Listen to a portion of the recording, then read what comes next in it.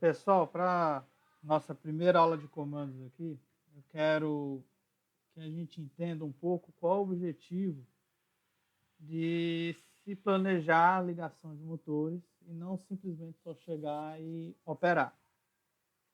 O objetivo, a definição inicial de comandos elétricos, a gente precisa manobrar motores elétricos, que são os elementos finais da potência de um circuito automatizado. E manobra quando a gente estabelece a condução ou a interrupção do circuito em condições normais de sobrecarga. Então, o que acontece? Nosso objetivo em comandos elétricos é manobrar o motor de uma maneira segura em situações normais, em situações de manutenção e situações de emergência, certo? O objetivo é ter esse cuidado. A gente vai trabalhar muito com motores de indução, principalmente porque larga escala é aplicado na indústria. Temos também motores de corrente contínua, motores síncronos, servomotores e motores de passo. Mas o foco das nossas aulas vai ser nas partidas dos motores de indução. Tranquilo? Para a gente entender o que é necessário na partida de um motor, a gente tem todo um protocolo, como se fosse um cabeçalho obrigatório de todo o circuito. A gente sempre tem que lembrar desses passos e a gente vai falar muito nisso para fixar na cabeça de vocês. Como eu disse, o motor é o elemento final da potência. Ele é o último, né? Então, até chegar nele, a rede elétrica precisa passar por um seccionamento. Ela precisa ter a proteção contra curto-circuito, proteção contra sobrecarga, dispositivos de manobra, que a parte da manobra vai de acordo com a necessidade da indústria.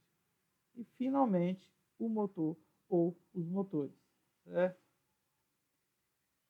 De que se trata o seccionamento? O seccionamento ele é operado sem carga, é usado durante a manutenção e verificação do circuito. Seccionamento é aquele momento onde eu vou interromper o circuito e travar. É onde a gente aplica NR10, é onde a gente vai fazer alguma manutenção e precisa interromper o circuito de maneira segura, onde você vai usar cadeados para travar ou sinalização para ninguém chegar e ligar durante uma manutenção. Seccionamento não é usado, digamos, em situações de emergência, porque situações de emergência a gente já tem dispositivos contra correntes de curto-circuito, certo? Mas o seccionamento é usado na manutenção. Proteção contra corrente de curto-circuito é quando os fusíveis ou os relés são acionados.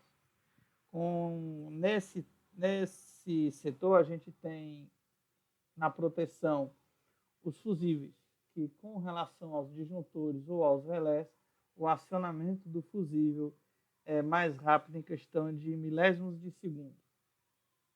Na proteção contra corrente de sobrecarga, a gente tem que ter um cuidado e a gente vai usar principalmente o relé térmico, porque a gente é selecionado o valor de corrente nele e com isso a gente tem um limite de corrente naquele circuito. Passou daquele valor que a gente deixou pré-configurado, o relé vai desarmar meu circuito desligando o motor.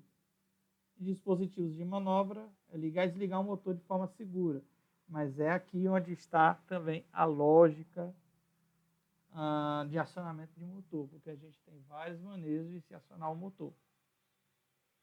Esse esquema aqui é o base para a gente elaborar qualquer circuito que for fazer. Seja uma partida direta com reversão, partida estrela-triângulo, uma partida compensadora, todas essas, ou qualquer outra lógica, a gente vai precisar seguir essa rotina. Seccionamento, proteção contra curto-circuito, proteção contra sobrecarga, dispositivo de manobra, para só aí chegar no motor.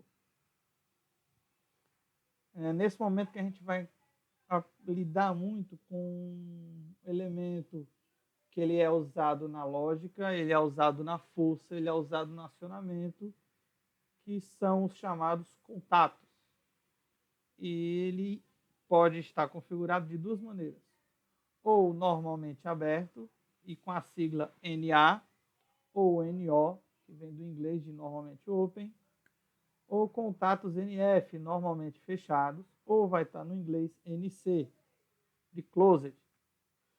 Aqui a gente tem uma situação onde a letra A é um circuito com um acionamento normalmente aberto. Quando a gente aciona, ele fecha. A sua situação original é aberta, por isso que é NA. A situação B, a gente tem um acionamento NF, ou seja, normalmente ele é fechado. Quando eu aciono, ele abre e interrompe o circuito. Nessas duas situações aqui, a carga B já está alimentada. Na hora que eu acionar o botão, a carga B desliga. Os contatos podem ser associados a atingir diversas finalidades.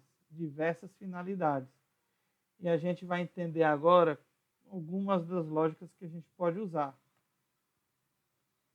Aqui e acolá pode surgir situações que vocês precisem ligar motores semelhante a uma situação onde eu tenho um comando bimanual.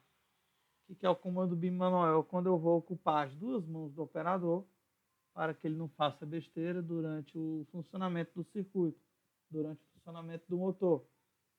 Então a gente pode usar essa lógica da alternativa A aqui, onde eu tenho um botão e o outro. Quem conhece eletrônica digital aí, isso é como se fosse uma função AND, uma função E. Ou seja, a minha bobina do meu motor, que a bobina tem este símbolo aqui, ela só vai ligar quando os dois contatos permitirem. Nessa outra situação aqui, a gente tem uma OU, onde tanto E1 como E2 podem acionar o motor, o contactor, a bobina do motor, a qualquer momento. Uma situação dessa pode ser uma esteira, pode ser um comando onde eu acione ou por alavanca ou por pedal. São situações onde um contato pode acionar ou o outro.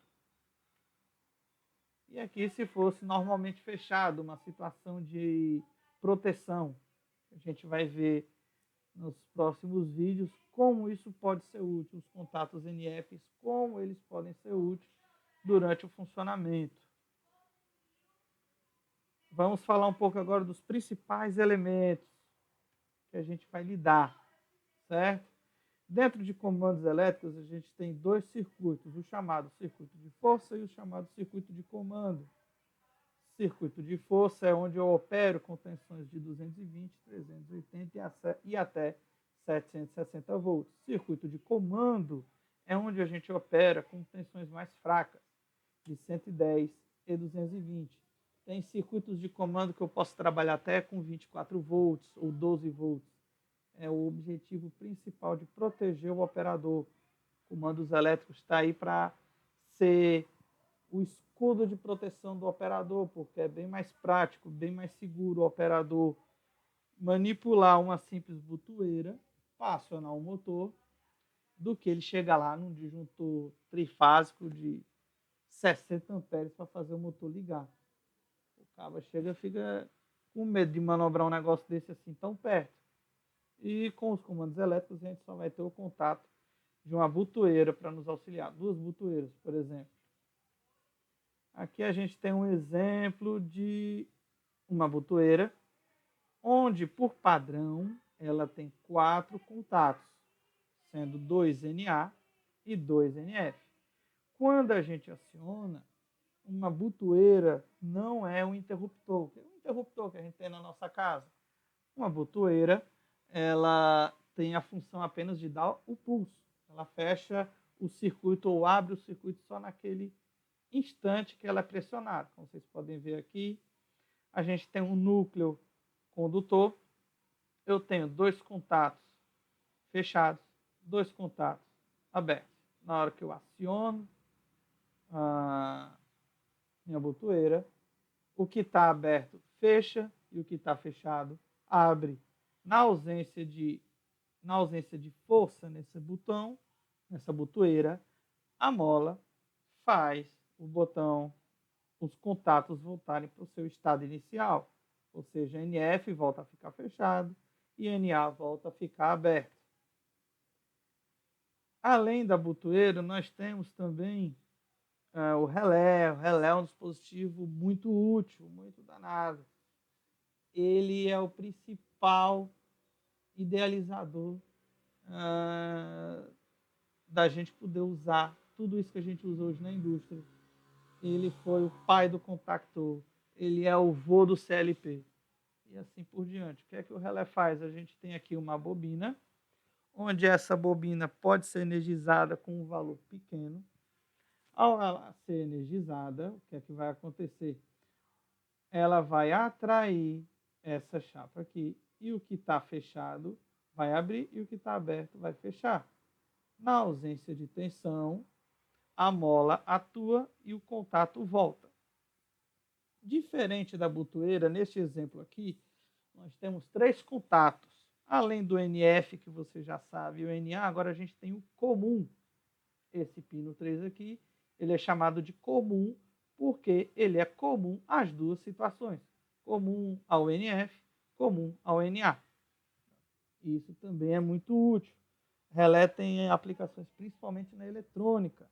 O nosso relé, digamos assim, que a gente usa, é um relé mais robusto. É um relé que aguenta chão de fábrica. É o chamado contactor, que a gente vai ver mais na frente. Basicamente, o relé vai funcionar desse jeito. Ele precisa apenas de uma tensão pequena, por isso que eu estou simbolizando aqui uma bateria. E essa bateria está alimentando a bobina. Na hora que eu aperto o botão, gera-se uma linha de gera campo eletromagnético. Esse campo puxa, atrai o elemento móvel de dentro do meu relé e o contato comum faz essa alternância entre normalmente aberto e normalmente fechado. Certo? Aqui nós temos um esquema básico de um contactor, onde a gente tem a bobina com seu núcleo fixo, com seu núcleo estático, ferromagnético, para amplificar o acionamento dessa bobina. E essa parte azul clara é o núcleo móvel, ou seja, na hora que eu aciono minha bobina, os seus contatos A1 e A2, ela vai gerar um campo elétrico. Esse campo elétrico vai puxar o núcleo móvel vai alterar a situação dos seus contatos. O contato 1 e 2 aqui nós temos, ele está normalmente aberto. Na hora que eu aciono, ele se fecha. A gente tem também o contato 3 e 4 aqui, que ele é aberto e na hora que aciona, se fecha. E os últimos contatos já estavam fechados. E quando a gente aciona a bobina, eles se abrem. A gente tem aqui a foto dos contactores das antigas. A gente vai ver outros exemplos. Vamos também usar uns simuladores nos próximos vídeos para emular as partidas. Esses principais elementos eu vou falar aqui no próximo vídeo, para esse vídeo não ficar muito longo. Ok? Até mais.